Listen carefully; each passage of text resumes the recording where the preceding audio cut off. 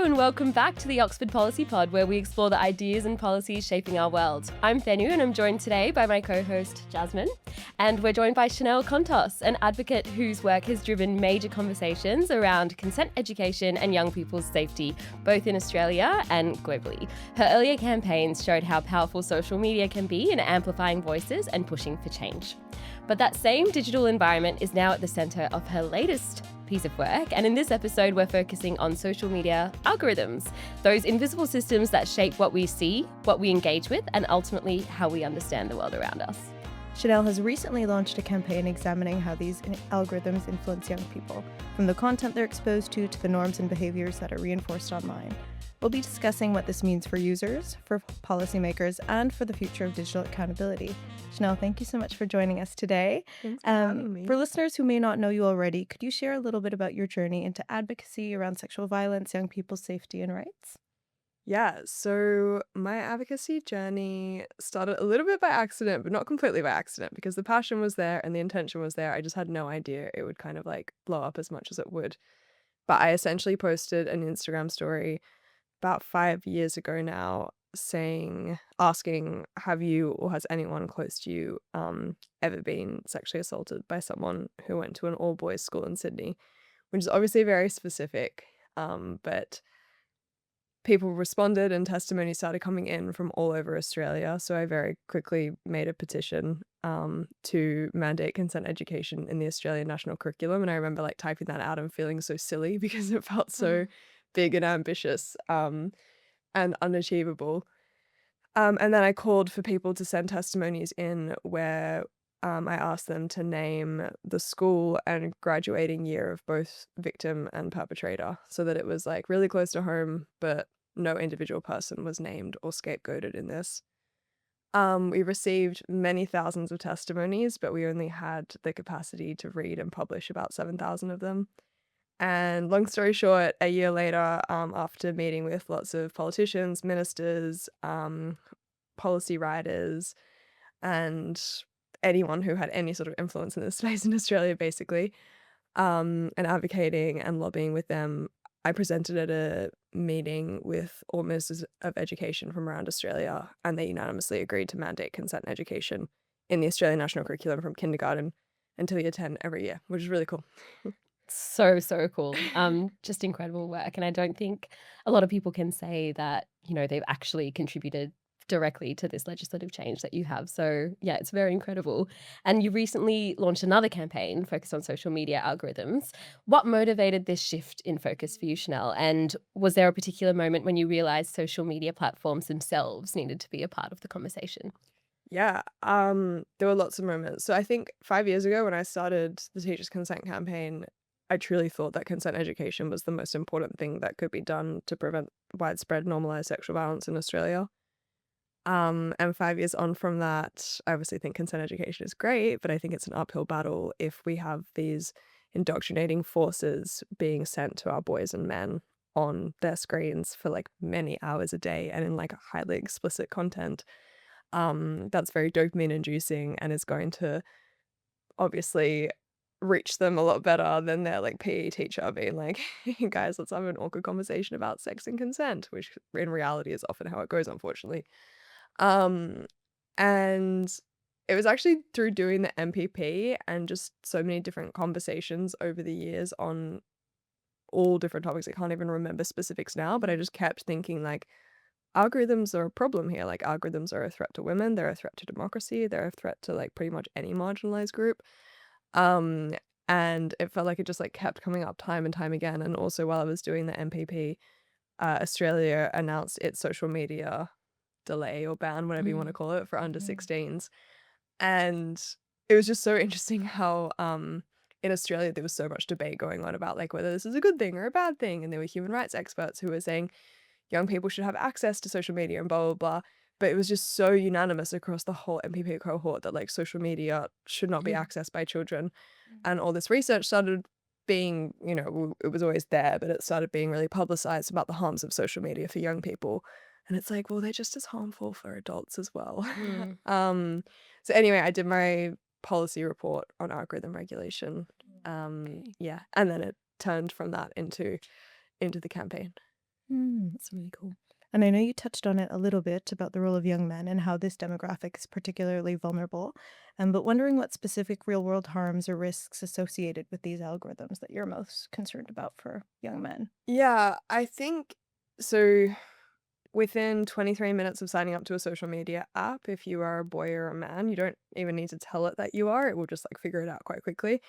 Um, Within 23 minutes, you will be served extreme misogynistic content by the social media platforms. And any sort of minor engagement with that, if it's, you watch it twice because you're outraged, or you send it to your friend because you're like, how funny is this, or how crazy is this, or you even just like hover for a bit, the algorithm really quickly picks up that this is something that gets engagement, and therefore it continuously serves it to you. And this sort of content exists so far and wide on the internet. And once you're in it, it's so hard to get out of it. So I really do like classify it almost like propaganda. And the point of it is to get engagement, because social media companies, we're now operating in an attention economy. We don't pay to use these apps, but every time our eyes are on these apps, and if we're doing anything else, then they're losing. So they're completely incentivized to promote outrage, anger, desire, insecurity, lust, like all of these high emotional things they purposely put on our screen so that we spend more time on their applications. And unfortunately, content that is misogynistic or content that is dehumanizing towards women or lots of other people as well, lots of other marginalized groups, tends to get a lot of engagement. What I find really scary about this is that it's deliberately sort of put in front of a particular demographic as well, being young men. And I know this because my partner gets this kind of content, even though he's like the most progressive man in the world. So it's crazy that like this is a deliberate act by a lot of people to try and get this demographic onto these videos and try to slowly change what they think about things. So I was wondering, could you walk us through what your core goals of the campaign actually are? Like, how are you trying to bring about this change? And are there particular platforms that you think are particularly problematic as well?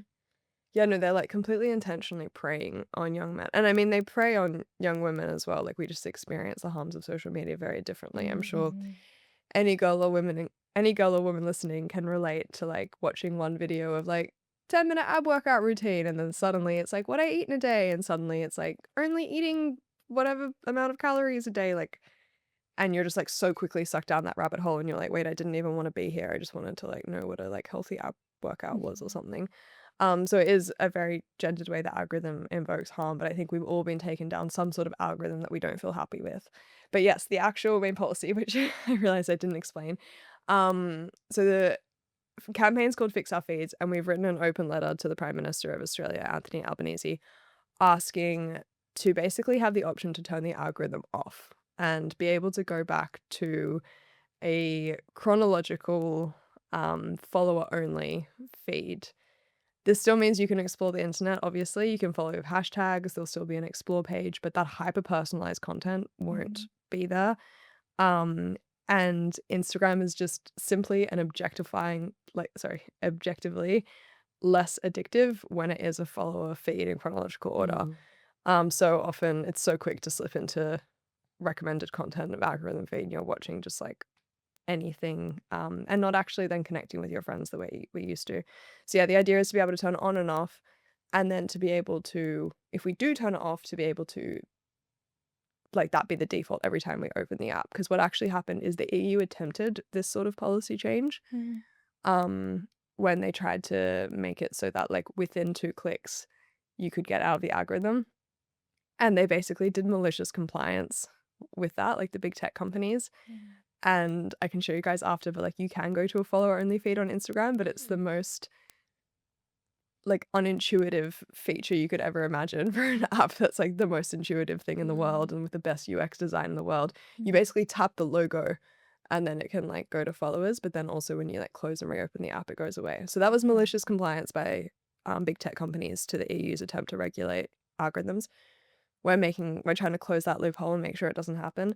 And very crucially, it's all about giving Australians choice, because there's a lot of conversation about regulation and content and like what's okay and what's not okay. But the thing with misogynistic content is it can be so minor. It can literally just be like a woman cooking in her kitchen, but then subtly mentioning that like her husband doesn't let her leave the house very often without her. And also there's so many problems there with free speech and what is hate speech and what is not okay and like what's misogyny, what's the problem with misogyny, blah, blah, blah. So the whole idea is just redistributing power and autonomy from big tech companies to the user so they have more control over how they consume the substance. It's interesting in hearing you talk about how the algorithm works and, clicking on this one ad video and then that feeding you into a rabbit hole. I think upon reflecting, I don't really know at what point this shifted from this user focus that you talk about back in 2016 to now. And I wonder if you have thoughts on if users across the world are very aware of this shift and if that awareness is important. I mean, the shift definitely happened slowly because I've been using social media since like 2010, 2008 maybe. I don't know, even earlier. Technically, Instagram implemented algorithms in 2016. For me, a really notable shift was COVID. Downloading downloading, I sound like a boomer. So I'm not. Downloading TikTok and being like, whoa, like this is an algorithm. I feel like was my first experience of being like, this phone knows me better than I do, or like this phone can read my interests and like figure out what I like in a way that, maybe like my partner or like my brother couldn't, you know what I mean? Like so specific. And then I feel like they really changed the game and a lot of the tech companies kind of got better and better and better and more intentional with it. And then also obviously like Instagram added Reels, which completely changed the game, and YouTube added YouTube Shorts, and Snapchat actually doesn't have like the same sort of algorithm in that certain way, but they have so many different features now, different. It used to just be like one single photo that you would send someone. So all these updates I think have happened over time, quite slowly. The classic like put a frog in boiling water, it'll jump out, put it in cold water and boil it and it will die. And I think what's also important about this policy change is we don't know where tech's going to be in 1 year, 2 years, 3 years. We don't know how much more addictive it's going to get. We don't know how much less safe it's going to get, all of these things. And I think having this option for a feature now, even if it's something that you don't feel like you need to use now, I think it's a really good safety net to be able to revert back to the like original days of social media, when they were started by, they were small startups and didn't have the same intention as they do now. Absolutely. And sort of linking it back to your previous work, how exactly, for people who aren't maybe as familiar with the social media realm, how does misogynistic content online shape how people view consent and I guess just normal relationships in the real world? What is that link? Well, it changes attitudes, and attitudes completely shape behaviors. We know that there's like a link between those things. What we're seeing from surveying young men in many Western countries is that they're starting to hold more misogynistic beliefs than, say, a 70-year-old man, which is like kind of crazy because we've all had that experience of just being like, oh, the weird great uncle at like the family dinner. We just like won't even bother trying. Like I'll just let them say the thing, and that's okay because that's on the out. But it's back on the in, and it's like back on the in a really intense way. And these are attitudes like if a woman's wearing a short skirt, it's okay that, that's consent, or like it's okay to catcall her, or like, a woman should always listen to her husband, or like a woman must be married, all these different things. And it's not a coincidence. And what we're seeing in Australia is this being reflected in real world harms. We're hearing from endless teachers the misogyny that they're experiencing and witnessing in the classroom and in the playground. And we are also seeing rises in the rates of sexual violence, particularly with teenage boys being a perpetrator class and group. And actually now in Australia, a teenage boy is the most likely perpetrator of child sexual abuse. And that is a really devastating title that traditionally was held by grown adult men. And whilst we've made success at prevention efforts minorly, and we should continue those and scale those, because I do think that adult perpetrated child sexual abuse is a particularly insidious and evil form of abuse, we've not noticed this rising class of teenage boys that are now outnumbering them. And it's likely that things like the algorithm, social media, and the misogynistic ideals that they're getting online, as well as the consumption and easily accessible misogynistic pornography that is very widely available on mainstream porn sites, and that is acting as a form of sex education for young people, is the reason for this. That's really scary and freaky and sad, but also it is a significant policy opportunity, because intervening at that age is a lot easier and is a lot more effective and can be done at like a larger scale to prevent, versus trying to prevent an individual adult man who obviously has really horrible intentions. I love the framing of this as a policy opportunity. And in your engagements with big tech, I'm not sure if there's a tension between engagement and well-being in platform designs. So in your idea, how should companies balance this tension? I think that I understand that their profit model is engagement, but if harmful content is what creates engagement, then there has to be some sort of line. And then if they're profiting off content that is intentionally and actively harming society en masse, I honestly think that algorithms are one of the biggest threats to democracy in like the current age. And like the breakdown of cohesiveness and the spread of mis and disinformation and so many different things, then I just don't really care about the profits. Like, you're just gonna have to lose some. You have a lot of them already. So I think the engagement well-being thing, I think a really good solution is, again, giving users choice and autonomy over how they consume the substance, because I do believe social media is a substance. And I also, sorry, you asked me this before and I forgot to mention it. You were saying, do you think people are aware of this change? I think people are instinctively aware of their addictive habits, but it's gotten to a point where, because this is an addictive substance, it doesn't particularly help. Like, people know smoking is bad for them, but they still smoke. People know that binge drinking is bad for them, but they still binge drink. I think we're all aware that like life would be better if we did not go on these platforms, but addiction makes that hard to do. And I think that the government steps in to prevent other forms of addiction. So why can't they also step in on this? Absolutely. And I think there's been some great progress with the Australian government recently on digital policy and regulation, but we've seen tech companies push back almost always. But I'm wondering, do you actually have any examples of tech platforms who are doing the right thing, or who actually want to try and contribute to making it a healthier platform for people to be on? I would say in my experience working with like various tech platforms and people in them, is there's really amazing individual people who work at these companies who really care, particularly in like trust and safety or things like that. And there are people that are pushing through safety features in these things, but I still think that the overall fundamental nature of big tech companies, again, in an attention economy, means that there's like an inherently insidious nature to the way that they make their profits. There are definitely safety features, and I know that, like, for example, like Reddit has really good moderation in certain areas, and that they're doing like more on that, whereas other tech companies like X have completely gotten rid of their trust and safety teams, and it's a basic free-for-all. It's borderline a porn website now, basically.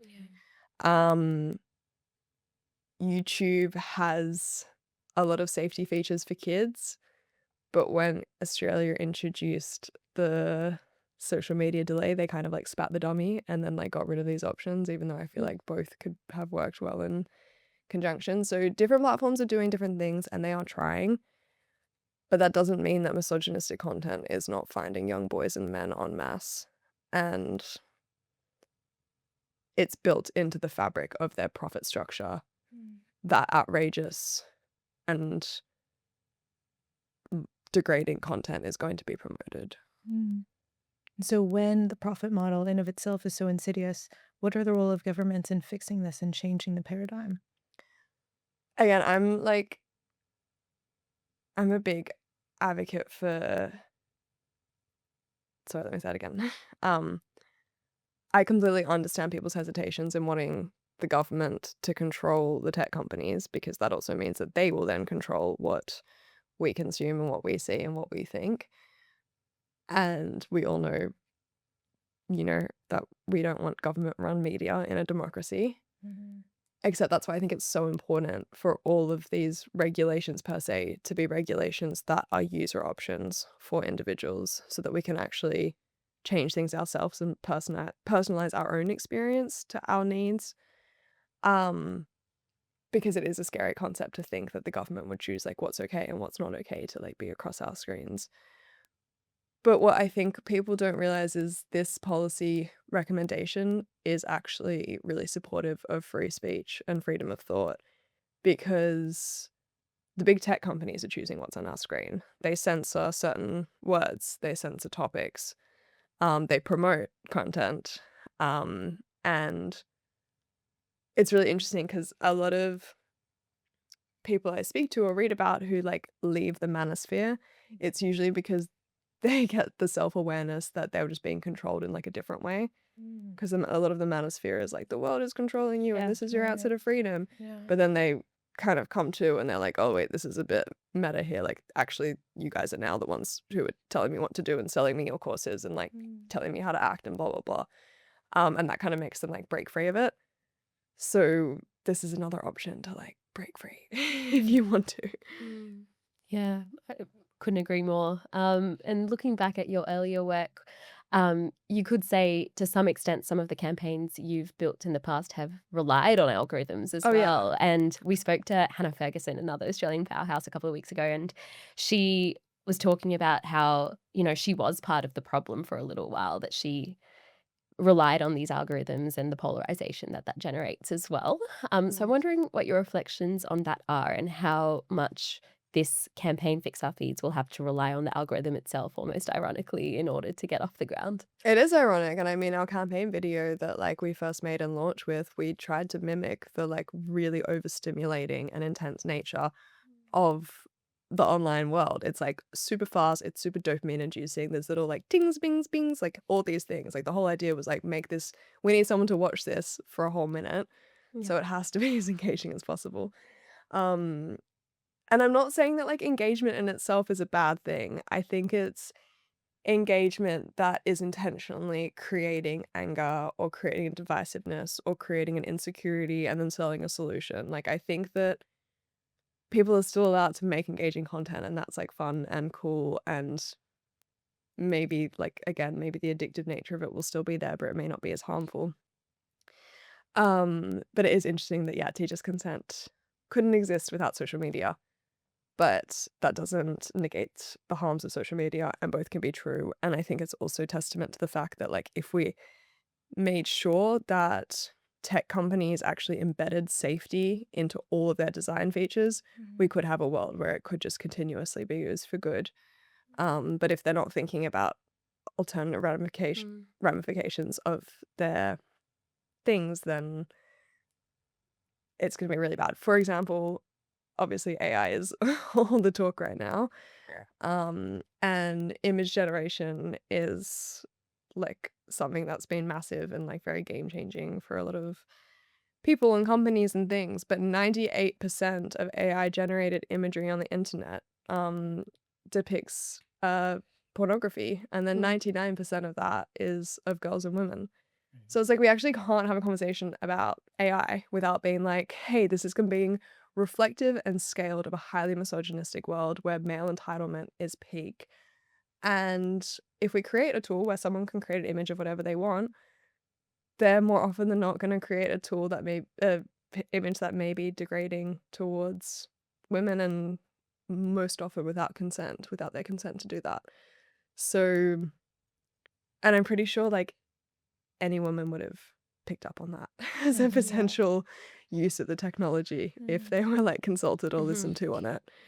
Because we no one knows the oppressor better than the person who's being oppressed. And I think it's just so obvious how like certain technologies are going to be used, like Snapchat, for example. Like I remember as soon as like my friend introduced me to Snapchat, like, so fun, you can like send me a photo of what you're doing, when we were like 12. I was like, this is going to be used for nudes. And they're like, what? And I was like, obviously this app is for nudes. So yeah. Yeah. I want to take a step back and to have a broader conversation around using social media. So I'm curious to hear about your experiences mobilizing people online. How are you bringing past experiences with your Teachers Consent campaign into this new one? Teachers Consent campaign, I think the testimonies were like really the backbone of it, and also like a very clear solution alongside a problem, which is what we've done again. We've had this open letter. It's been signed by over 100 really influential Australians. We've had support from 2 former prime ministers on both sides of the political spectrum. And I think 11,000 Australians or maybe more have signed the open letter now, which is really great. Polling in Australia shows that the vast majority of Australians would like this option, so it is something to be considered. I think that the Teachers Consent campaign went so viral initially because there was almost like a gossip nature to the testimonies. That sounds really bad, but like I'm saying gossip in not necessarily a negative way. Interesting. There was kind of like an accountability there for boys and men who had done things. And although the testimonies were anonymous, a lot of us remember things from when we were that age. And because it started so local for us and then like grew wider at the beginning, it was like we remember things, right? Like we were like, something's being described and you're like, oh yeah, I was at that party, like I saw that. Or I remember everyone being like, oh my god, she was such a slut, but actually we now have this complete reframe that like there was no consent in that situation. So, and I think gossip is a really important thing, particularly for women, and I think that the taboo around it is extremely misogynistic because it is a way that we like protect ourselves from knowing who is safe and who is not safe. I obviously don't think it's nice to just go and say something mean about someone, but I think that it is important to let someone know that this person's done this harmful thing or has this pattern of behavior, because then if your friend starts dating them, you're like, red flag, no, like don't go on the date, whatever, and that can be safe for them. So yeah, and it was just like so I had no idea about how the media worked or anything. I'd never done a media interview in my life before Teachers Consent, but it was like so clickbaity. And like I'm really thankful for the female journalists who jumped on board with this campaign early and ran with it, that they never actually made it clickbaity and they didn't reduce the issue to just like a single thing and made it about the structural and systemic problems.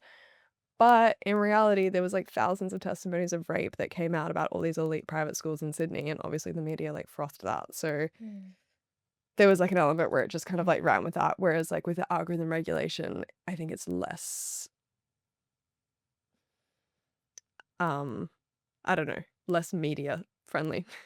Yeah, I mean, to me, it seems like a no-brainer. It's such an easy fix that will, I think, not only have an impact on how we view consent and misogyny, but also just generally everyone's mental health and relationship with social media, right? So to me, it feels like we could enact this tomorrow, but who or what do you think will be the biggest barriers in actually getting this to be a reality? Yeah, and also again, the best thing is like this is an option. So when to ask someone like, do you support this campaign? It's not being like, do you want to turn your algorithm off? It's like, do you want to give people the option to turn your algorithm off? Do you want to give your 17-year-old kid the option to like, or that could be a parental control. A lot of people want to turn their parents' algorithms off. Because, Me Yes. too. yeah, absolutely. Because ironically, they are somehow the least media literate. Because I guess we kind of grew up in an era of being bombarded with like crazy stuff all the time. Whereas, if you grew up with legacy media, then social media feels very believable. Anyway, I think the biggest pushback is that big tech doesn't want this because it may affect their profits. And big tech is a very influential lobby in Australia and in the West. And this is something that Australians largely want. Polling shows that. 11,000 signatures shows that. And like literally everyone we've spoken to so far Like, there's been so much support for this campaign compared to the consent education one. Like, again, it's just like a no-brainer because it's like, well, yeah, it's an option and it's Mm. another feature. Um, so I think it's if the government is willing to take that step forward. I think there's a lot of pressure on them because when they enacted the social media delay, a lot of other countries followed or started thinking about it, and there was a lot of international attention over it. And then also following scrutiny over the way it's now been implemented and whether it's working or not working. I've always been a big supporter of the social media delay, and I also think the biggest benefits will come in like 5 years from now from it, with the kids who like hadn't hit social media yet and hadn't had that addictive nature that made them circumvent the regulation. And obviously teenagers are like literally the best people in the world ever at getting around laws and rules. So there were always going to be holes in the policy, and the teenagers were going to find it really quickly. In the implementation, sorry. So yeah, I think that Australia just needs to think about where it wants to sit in the world of online safety. And right now it is world leading. But how far it's willing to push that for the benefit of Australians to potentially the unhappiness of big tech. And for people who are listening who are maybe from countries that are less world leading in the online safety space, what lessons do you have for young people, whether it be about consent education, algorithmic justice, do you have for them about mobilizing young people and working on these big campaigns? Yeah, such a good question. I think grassroots movements can do so much and be so impactful. It's obviously really cool when they go like national, but you can also make such an impact by just like working really closely with your old school or reaching out to your local MP. Like, they literally have to meet with you. Like, people always forget that. I'm like, no, like, that's their job. Like, you're their job. So you can start really small, and then my like tip is always ask for an introduction to the next person. Like, always have someone in mind, or someone ask them to suggest someone, so that you kind of just like keep the ball rolling and like keep having those conversations. And that I also think that a lot of governments want to listen to young people and they want to engage with young people. They just find it like really hard and confusing how to. And there's this big divide, but it actually shouldn't be that big a divide. There's just like an illusion that makes us think that like we can't really enter there, but like we totally can. And I think a lot of politicians actually really like hearing from young people. And then the other thing is like they have like a billion things to think about, and like they have to think about the whole running of the country and like everything and changing whatever.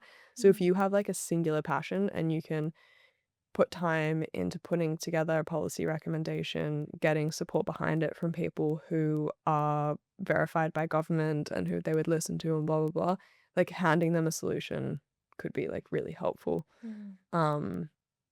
Obviously it depends if it's a solution that is aligned with their ideology or not.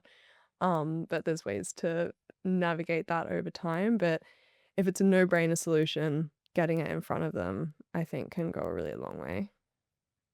Well, that's really great to hear, and kind of leads in really well to our final question today, Chanel, which is what gives you hope in this space, especially when there are so many bad things going on in the world? What keeps you going in this work? I guess in the broad sense of like sexual violence prevention, that's like I guess the main mission of my work. It's just like so obvious what the solution is. And then so it's just like the hope that if we keep posing the solution and we keep working on it and we keep having like a whole of industry cohesive approach to these sorts of things, that surely that will happen. But I also think that culture is so pivotal and something that can only really be done at a community and individual level with intervention. I was at the UN with the Australian government delegation the other week at CSW, and it was like really funny because like obviously when like as an Australian advocate where it's like like change this, do this, you're not doing this well enough, blah blah blah. But suddenly on a world stage, it's like Australia's world leading in gender equality, it's world leading on online safety, it's world leading in all of these things, and we have like policies that we take for granted that haven't even been wouldn't even be possible in many places in the world. So everyone's like, oh my god, Australia, like you have this, you do that, tell me about this. And it was a moment of being like, wow, this is really cool. And I feel really proud to be Australian in this moment in this topic. But then I was like, we have some of the best policies in the world, yet we still have the same rates of sexual violence and they're on the rise. So maybe policy is not the answer. I know this completely Policy's not the answer. That's what we got to. And this completely counteracts all of our degrees and the idea of the policy podcast. Policy is super, super, super important, obviously. But culture, I think, is just as important, if not more important. And that starts at like an individual level. And so it gives me hope. The many millions of people, mainly women, but lots of different people, who are working towards like a healthier, more equal and happier world every day, because I do think it starts there.